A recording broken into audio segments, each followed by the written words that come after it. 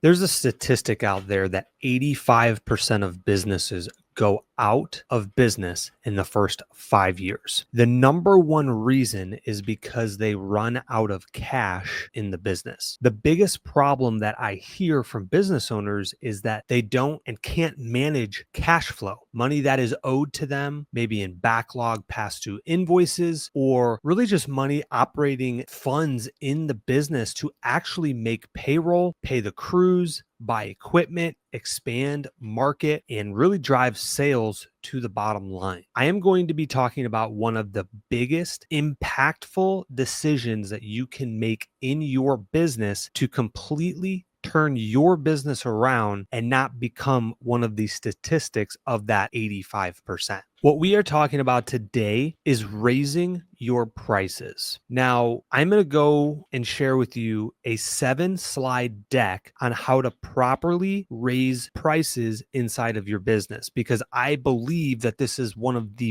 biggest levers that you can actually pull if you find yourself struggling inside of your business at the end of the month, asking yourself, where is all of the money? So here's the problem. It's scary. You've worked extremely hard to acquire all of these customers that you currently have. Maybe you have 25 customers, maybe you have 250 customers. Wherever you find yourself in this position of not having enough cash and that we need to raise prices, it's scary. It's very emotional. The reality is we fear that we will lose half of our customers. As I sit here and talk to you guys about that, I can honestly replace the word we with I, because this is what I thought. This is what I felt. This is how I looked at raising prices, and I was scared that I was going to lose half of the customers. I'm here to show you the data because we just did it at both of our locations, and I can give you actual real numbers on what actually happened. So here's the reality of it. You are leaving money on the table.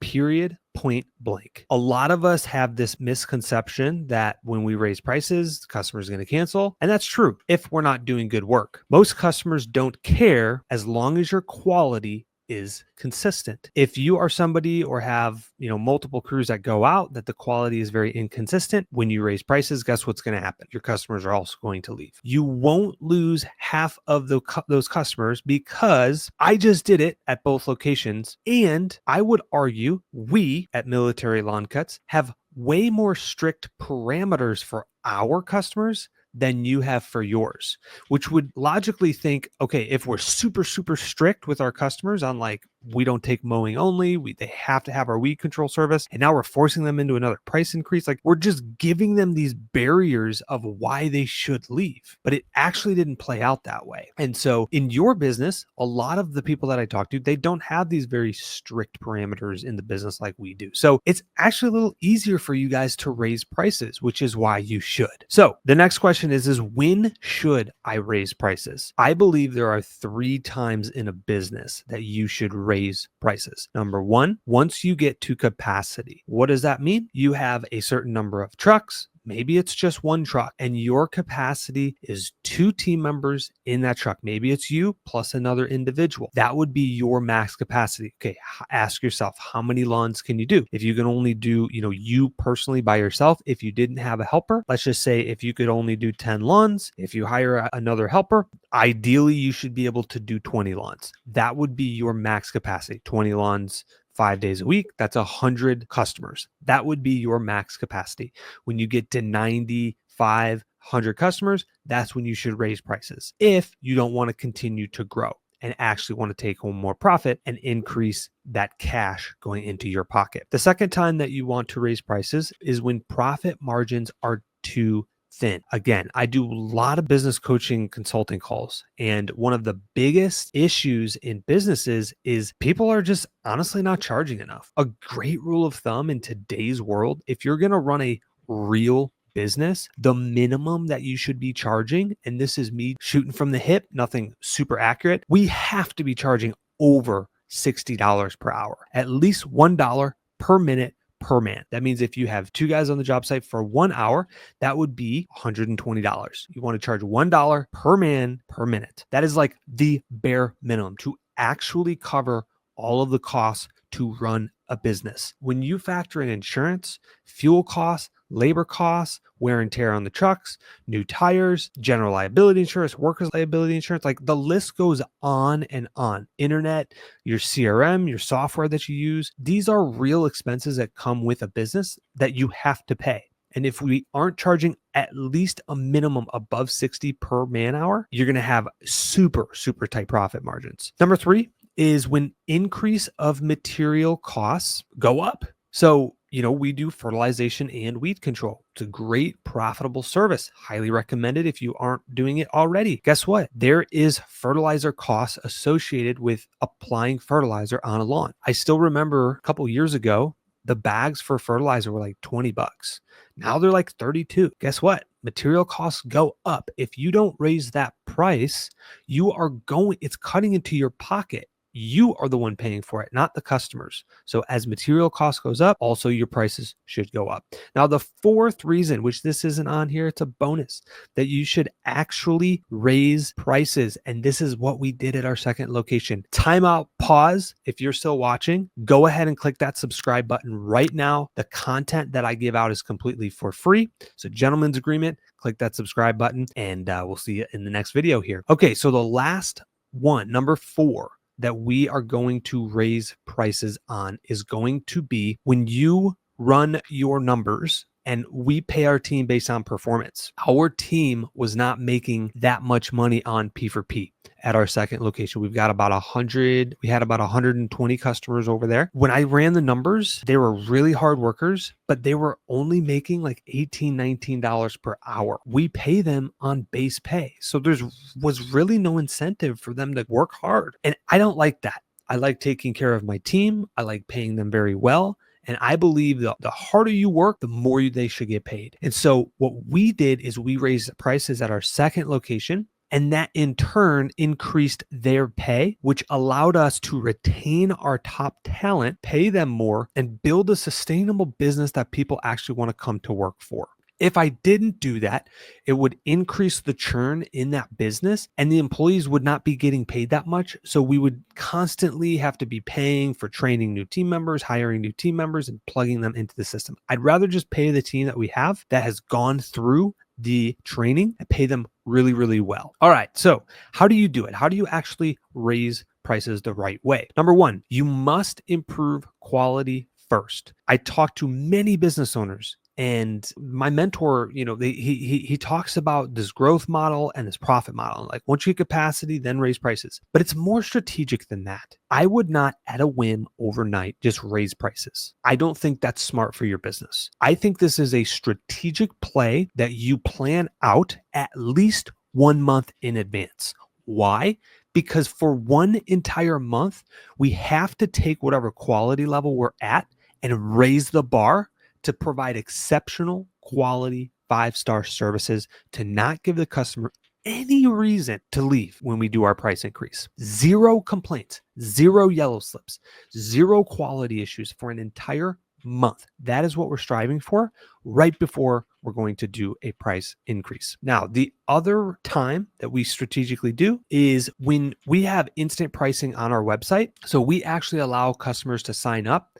That might be $5 or $7 off of their normal price. That's okay. We want them to come in, try our services for 1 to 2 months, get 3, 4, or 5 services from us, see how we work, see how we communicate, see the quality that we deliver, and then we're going to raise their prices typically a month and a half to 2 months after they've onboarded or signed up with us. Number 3, email blast 1 week before, a short and simple, clear, concise email to the point. Basically just saying, look, due to material costs increasing, labor costs, inflation, our goal is to deliver 5-star quality services. And the reality is if we don't have enough money in the bank to do that, guess what? We go out of business, causing you guys issues, having to find another reliable, communicative, consistent lawn care company. The customers don't want us to go out of business. So typically they're okay if you raise your price $5 to $10 per cut, as long as you're doing good work. Also, do this when the demand is the absolute highest. We raised our prices at both locations about a month ago, and I still remember seeing the text inside of our office chat, and it said that a customer a lead actually that was interested in our services, called 7 different companies to try and get their lawn service set up. We were the 7th one, and we actually answered the phone and we actually got them pricing. I guarantee you, did not care what the price was, because the other 6 providers were too busy to answer the phone, get back, and get them a price. So even if you're $5, $10, $15 more than the competition, when the demand is the highest, that is typically when we raise prices. Why? Because the reality is the customer doesn't have much of another option. If they don't like the price increase and they call 1, 2, 3 other local competitors and nobody answers their phone and nobody gets back to them, they're probably going to say to themselves, you know what? My time is more valuable spent trying to find a lawn guy to actually show up. You know what? Let's continue to use these professional services, even if the price is going up. All right. So I'm going to give you guys the data. I promised you on that. So these are the actual numbers, the recap of what happened. So we started off with our test second location. Why? Because we don't do as much volume over there. We had 122 customers. We were charging $70 per man hour. We raised the price to $85. Also, I wanted to let you guys know before I dive deeper in on this. So 70 divided by 85, that is an 18% price increase. 18%. If you are going to raise prices, I recommend ripping the Band-Aid off and doing it right. Do not raise the prices 2, 3, 5, 7%. Don't do it. If you are going to send an email out and sting the customers with a price increase, do it the right way and do a minimum. I would not do any price increase less than 15%.